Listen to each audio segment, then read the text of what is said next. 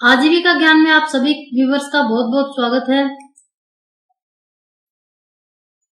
Channel को subscribe एवं video को लाइक शेयर करने के लिए सभी का बहुत बहुत धन्यवाद। आजीविका ज्ञान चैनल उन समूह की माता बहनों के लिए खासकर मैंने बनाया है जो स्वयं सहायता समूह से तो जुड़ गई, लेकिन उनको बताने और समझाने वाला कोई भी नहीं है अच्छे से छोटी छोटी चीजों एवं बातों के बारे में कि स्वयं सहायता समूह क्या होता है, कैसे बनता है, क्या इससे फायदा होता है, क्यों स्वयं सहायता समूह से जुड़े महिलाएं, खासकर ग्रामीण महिलाएं इससे जुड़कर क्या क्या फायदा ले सकती है, कैसे क्या किया जाता है। तो आप मुझसे एसएचजी से यानी सेल्फ हेल्प ग्रुप से जुड़ी कोई भी जानकारी या अपना प्रश्न बेझिझक पूछ सकते हैं कमेंट करके। अगर आपको किसी भी चीज का पता नहीं है कि एसएचजी क्या होता है, कैसे बनता है, वैसे तो मैंने तमाम तरह के वीडियोज डाल रखे हैं चैनल पर, जाकर आप देख सकते हैं। फिर भी आपको कुछ भी समझ नहीं आता तो आप मुझसे कमेंट करके पूछ सकते हैं। आज के वीडियो में हम बात करने वाले हैं एफएलसीआरपी क्या होती है, कौन दीदी बनती है और इनका क्या काम होता है। एफएलसीआरपी का एक्चुअल में मतलब क्या है। एफएल का मतलब होता है फाइनेंशियल लिटरेसी यानी पैसे का सही से उपयोग करना यानी वित्तीय साक्षरता। स्वयं सहायता समूह में एफएलसीआरपी क्या करती है, एफएलसीआरपी की समूह में क्या जरूरत पड़ गई भाई, ये फाइनेंशियल लिटरेसी की यहाँ क्या जरूरत पड़ गई, ये तो शिक्षा से संबंधित चीज है। तो आप लोग सोच रहे होंगे जो खासकर स्वयं सहायता समूह से जुड़ी हुई दीदियां हैं कि एफएलसीआरपी क्या होती है, ये क्यों बनती है, क्योंकि समूह को देखने करने ये दीदियां अक्सर गांव में समूह जहाँ बने हुए वहां आती है। तो आप लोग सोच रहे हो कि हमारा तो इससे कोई लेना देना नहीं है, एफएलसीआरपी क्यों आती है हमारे यहाँ पे, या एफएलसीआरपी क्या होती है। तो जहां पैसे का लेन देन या पैसों का जहाँ काम होता है वहां पे फाइनेंशियल लिटरेसी यानी पैसों का हिसाब किताब और पैसों का लेन देन तो होता ही होता है। तो उसका वित्तीय समायोजन कैसे करना है, इस सभी चीजों के बारे में बताने के लिए एफएलसीआरपी दीदी बनाई जाती है समूह में भी। स्वयं सहायता समूह में एफएलसीआरपी क्या करती है, एफएलसीआरपी की समूह में क्या जरूरत पड़ी, इसके बारे में मैं आपको डिटेल में बताने वाली हूँ। वीडियो को लास्ट तक जरूर देखें।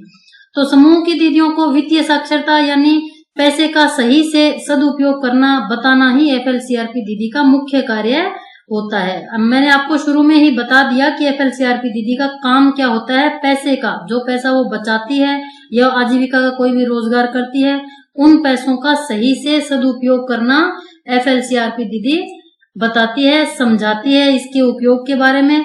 और अब हम इसके डिटेल के बारे में बात करेंगे।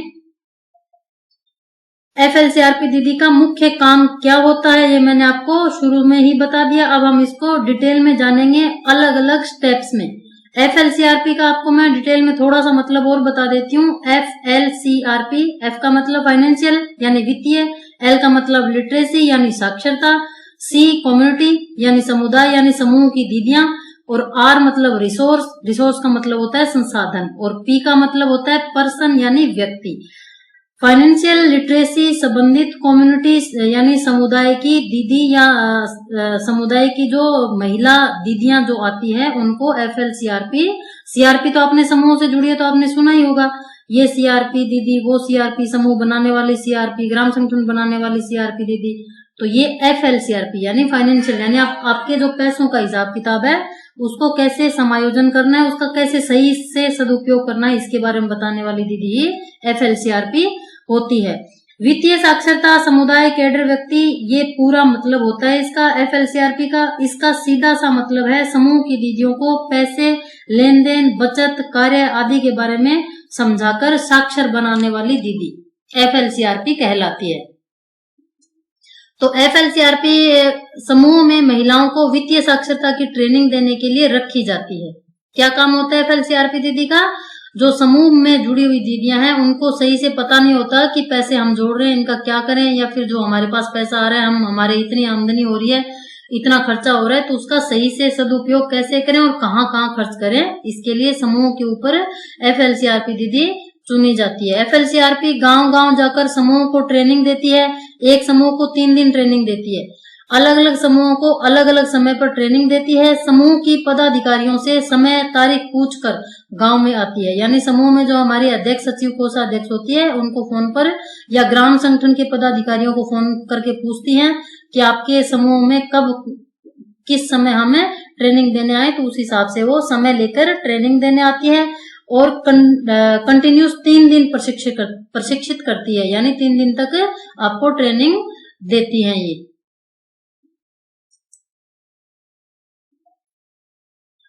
अब हम नंबर वाइज समझेंगे कि इनका क्या काम होता है। नंबर 1, समूह के सभी सदस्यों को उनके मासिक आय व व्यय का विवरण बनाने हेतु प्रेरित करना।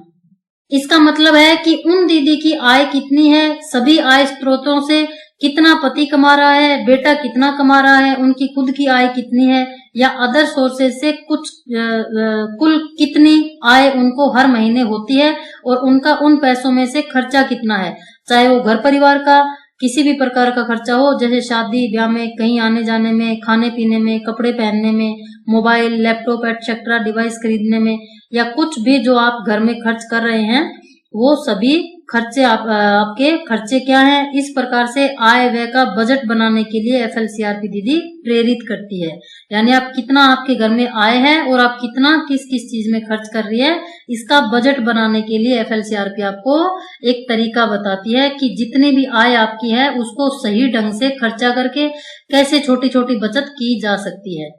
नंबर 2, उन्हें उनके द्वारा किए जा रहे जरूरी व गैर जरूरी खर्चों के बारे में जागरूक करना। अब ये क्या होता है, एफएलसीआरपी दीदी समूह की दीदियों को यह भी बताती है कि उनके लिए कौन कौन से खर्चे जरूरी है और कौन से खर्चे गैर जरूरी है। जरूरी चीजों में तो आपकी बेसिक जरूरत के खर्चे हो गए, जैसे खाना खाना, कपड़े पहनना, मकान बनवाना, बच्चों की शिक्षा में खर्च करना, बुजुर्गों की दवा आदि, ये जरूरी खर्चे हो गए। गैर जरूरी वो खर्चे होते हैं जो अनावश्यक है, जैसे कपड़े पहनना जरूरी है लेकिन हम हर महीने फैशन के कपड़े बनवाएं, ये जरूरी नहीं है। तीर्थ यात्रा जाना,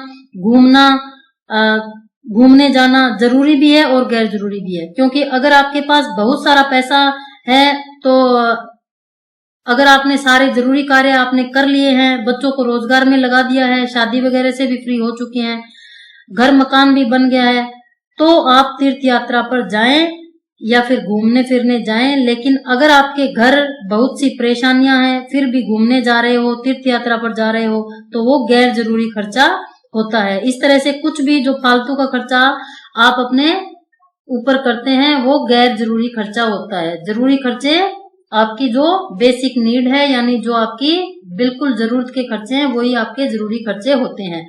परिवार में जरूरत के लिए खर्च नहीं कर रहे हैं तो वो खर्च गैर जरूरी खर्च हो जाएंगे। जैसे सिगरेट पीना गैर जरूरी है, पान बीड़ी गुटखा खाना गैर जरूरी है। ये इस तरह से जो चीजें घर में आपके काम में नहीं आ रही है वो आपका गैर जरूरी खर्चा होता है। नंबर 3, बैंक से जुड़ने हेतु प्रेरित करना। इसमें क्या होता है, एफएलसीआरपी दीदी समूह की दीदियों को बैंक से जुड़ने के लिए प्रेरित करती है कि जो आपका समूह का सामूहिक खाता तो होता ही है, उसमें तो आप अपनी बचत 10 रुपए या 20 रुपए करती ही हो समूह के माध्यम से वीकली, लेकिन इसके अलावा भी आप अपने पर्सनल बैंक अकाउंट में भी थोड़ी थोड़ी बचत जमा करें हर महीने का, चाहे 50 रुपए 100 रुपए ही खर्चों से कटौती कर करके बचाएं, लेकिन बचाएं जरूर और उसको बैंक अकाउंट में हर महीने ही जमा भी करती जाएं साथ साथ, नहीं तो वो पैसे घर में खर्च हो ही जाते हैं किसी भी एक्स्ट्रा काम में। अगर आप हर महीने जमा नहीं करेंगे, चाहे आप 20 रुपए बचा रही है, चाहे आप 50 रुपए बचा रही है, लेकिन बचाती जाइए और बैंक में जमा करवाती जाइए, नहीं तो वो आपका खर्च होने में टाइम नहीं लगता है, पैसा घर में किसी भी काम में खर्च हो जाता है। तथा बैंक से और भी किसी तरह के कोई फायदे या लाभ है तो उनसे भी जुड़ने के लिए प्रेरित करती है ये एफएलसीआरपी दीदियां। इसके लिए आप अपने नजदीकी बैंक शाखा में जाकर खाता नहीं है तो खुलवा लें। नंबर 4, बैंक में बचत खाता खोलने, खाते में आधार सीडिंग कराने, नॉमिनी लिंक करवाने हेतु जागरूक करना। यह एक बहुत इंपॉर्टेंट यानी महत्वपूर्ण बिंदु है। इसको आप सभी लोग समझ लीजिए कि जिस भी दीदी ने बैंक खाता अपना पर्सनल खुलवा रखा है या पति का, बच्चों का, जिसका भी सदस्य का खाता बैंक में है, तो वो अपना आधार सीडिंग करवा लीजिए। आधार सीडिंग का मतलब है बैंक खाते के साथ आधार नंबर को जुड़वाना। तो आधार से बैंक लिंकेज करवाने का एक फायदा यह भी होता है कि आप अपने बैंक अकाउंट से पैसों की जमा निकासी करती हैं, निकासी कहीं से भी करवा सकते हैं। तथा आप गांव में ही बीसी सखी से ही पैसे की जमा निकासी कर सकते हैं। गांव में ही बीसी पॉइंट या बीसी सखी कियोस्क मित्र से ही आप अपने पैसे भी निकाल सकती हैं, जमा भी कर सकती हैं तथा बैंक से जुड़ी अन्य जानकारी भी ले सकती है। तो इस प्रकार से आपके लिए आधार सीडिंग करवाना बहुत ही लाभदायक है। इसी में दूसरा है नॉमिनी लिंक करवाना। ये क्या होता है जानते हैं इसके बारे में। नॉमिनी लिंक करवाना आपके लिए बहुत इंपॉर्टेंट है। अक्सर यही चीज लोग नहीं करवाते हैं। जब भी आप अपना पर्सनल बैंक अकाउंट खुलवाते हैं, जो बैंक फॉर्म भरने के लिए देता है, तभी उसमें सभी तरह की बातें आपको भरने के लिए बोला जाता है। उसमें एक नॉमिनी का कॉलम भी होता है। नॉमिनी का मतलब होता है अपने बेटे का, बेटी का, पति का या घर के किसी भी सदस्य का जिसका आपका मन करे, जिसको भी आप अपना नॉमिनी के रूप में चाहते हैं, उसका नाम जुड़वा देना ताकि आपके बाद आपका पैसा उसको मिल जाए। अपने बाद आप अपना जमा किया हुआ पैसा किसको देना चाहते हैं उसको नॉमिनी कहते हैं। तो अपने नॉमिनी का नाम अपने बैंक फॉर्म में जरूर भरवा देवें और अपना संबंध यानी रिलेशन, उससे आपका रिश्ता क्या है वो भी भरवा देवें। फॉर्म में ये सभी डिटेल्स पहले से ही प्रिंट की हुई होती है कि नॉमिनी नाम, नॉमिनी से आपका संबंध क्या है, ये सभी बातें। तो अगर खाता खुलवाते समय आप ये नॉमिनी कॉलम भरवा देते हैं तो आसानी से आपके बाद आपका पैसा आपके नॉमिनी को मिल जाता है। यदि आप नॉमिनी नहीं करवाते हैं तो आपके बाद आपका पैसा किसी को भी नहीं मिल पाएगा। इसलिए नॉमिनी करवाना बहुत जरूरी है। नॉमिनी ना करवाने पर बाद में अगर आपके परिवार के सदस्य अगर वो पैसा लेना चाहें तो उसमें काफी लिखा पड़ी होती है, शपथ पत्र बनवाना पड़ता है, जगह जगह जाकर वेरीफाई करवाना पड़ता है कि आप उसके घर के सदस्य हैं। इस तरह से काफी झंझट होता है। इसलिए नॉमिनी फॉर्म में बैंक खाता खुलवाते समय नॉमिनी कॉलम जरूर से करवाना चाहिए। किसी भी एक सदस्य को, आपको मैं बता दूं कि नॉमिनी एक ही सदस्य आप बना सकते हैं। आप किसी भी सदस्य को बना सकते हैं नॉमिनी, चाहे पति को, बेटी को या बेटे को, जिसको भी आपका मन करे, लेकिन एक ही नॉमिनी आपके बाद आपके पैसों का हकदार हो सकता है। नंबर 5 इसमें है समूह से ऋण अथवा बैंक से ऋण लेकर कम से कम एक आजीविका संवर्धन का कार्य कराने हेतु प्रेरित करना। यह भी FLCRP दीदी का ही काम होता है। तो सबसे महत्वपूर्ण विषय समूह से जुड़ी दीदियों के लिए यही है कि अगर आप स्वयं सहायता समूह से जुड़ी हैं तो समूह से या बैंक से ऋण के रूप में जो भी पैसा आप लेती हैं उसे कुछ ना कुछ रोजगार जरूर कीजिए, ताकि ब्याज एवं किस्त दोनों में परेशानी ना हो और आप समूह से जुड़कर सशक्त बन सके। तो FLCRP दीदी आपको इसके लिए प्रेरित भी करती हैं एवं अच्छे आइडियाज भी देती है। आजीविका कमाने के लिए क्या क्या रोजगार किया जा सकता है इसके बारे में FLCRP आपको बताती है।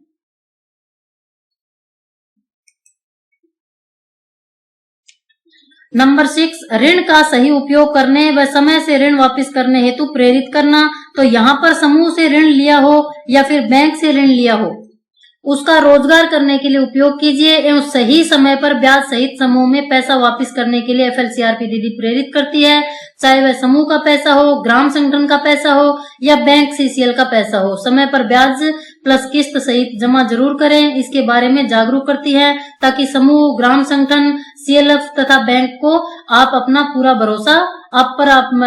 पूरा भरोसा बना रहे। नंबर 7 है विभिन्न बैंक उत्पादों, बीमा, पेंशन, सुकन्या समृद्धि योजना, फिक्स डिपॉजिट, RD, FD आदि के बारे में जागरूक करना। इसके बारे में डिटेल देख लेते हैं। तो बैंक के अन्य बहुत सारे काम या प्रोडक्ट होते हैं, जैसे पेंशन, सुरक्षा बीमा योजना, सुकन्या समृद्धि योजना, प्रधानमंत्री जीवन ज्योति बीमा योजना, फिक्स डिपॉजिट कराना, RD करवाना, FD कराना, और भी कई तरह की भारत सरकार की तथा राज्य सरकारों की योजनाएं हैं जिनके बारे में आप नहीं जानती हैं। तो बैंक सखी, BC सखी से भी आप इनके बारे में डिटेल्स में पूछ सकती हैं और FLCRP दीदी भी इनके बारे में डिटेल्स में आप कहेंगी तो समझा बता देंगी। इस तरह से बचत खाते के अलावा ये कई तरह के खाते होते हैं छोटे छोटे, जिनसे आपको आगे चलकर बहुत सारे फायदे होते हैं। इनके बारे में भी आपको जरूर से जागरूक होकर जानना चाहिए और फायदा उठाना चाहिए। नंबर 8 इसमें है भविष्य की योजना बनाने व उसके लिए बचत व नियोजन बनाने हेतु जागरूक करना। इसकी डिटेल देख लेते हैं। इसमें भी बचत के बारे में ही बताया गया है। हर इंसान के अपने खर्चे होते हैं आमदनी के हिसाब से, तो कुछ ना कुछ बचत जरूर करता है भविष्य के लिए, ताकि भविष्य में कोई संकट या विपत्ति आए तो उसे वह अपनी जरूरतें पूरी करने के लिए खर्च कर सके। क्योंकि हर घर में बच्चों की पढ़ाई, शादी, मकान बनाना, बीमारी आदि पर खर्च करने होते हैं, तो इसी के लिए बचत नियोजन जरूरी है। इसके लिए भी FLCRP आपको जागरूक करती है। नंबर 9, स्वयं सहायता समूह में बचत से लाभ के बारे में बताना। ये सबसे इम्पोर्टेंट टॉपिक है इसमें। तो जल्दी आप समूह बनाएंगी उतनी ही ज्यादा आपकी बचत होगी और उतना ही ज्यादा लाभ आपको होगा। उसके बारे में समझाना, बताना आदि कार्य भी FLCRP दीदी का ही होता है। BC सखी के पास बैंकिंग कार्य के लिए जाने के लिए प्रेरित भी आपको FLCRP दीदी करती है। समूह की दीदियों को बैंक सखी एवं BC सखी के पास जाना, उनसे सभी तरह की जानकारियां लेना एवं उनका फायदा उठाना, समय पर सभी कार्य समूह की दीदियों को करवाना चाहिए। गांव में ही BC सखी के माध्यम से इन सभी योजनाओं एवं बचत खातों आदि का लाभ समूह की प्रत्येक दीदी ले। इसी के लिए BC सखी एवं बैंक सखी हर गांव में ट्रेनिंग देकर समूह के माध्यम से बनाई जाती है, ताकि गांव की दीदियों को पास के शहरों में जाने के लिए परेशान नहीं होना पड़े। तो इस तरह से FLCRP दीदी होती है, ये इनके कार्य होते हैं। समूह की दीदियों को तो ट्रेनिंग देकर समझाती है, हर तरह से सशक्त एवं आत्मनिर्भर बनाने की कोशिश करती है।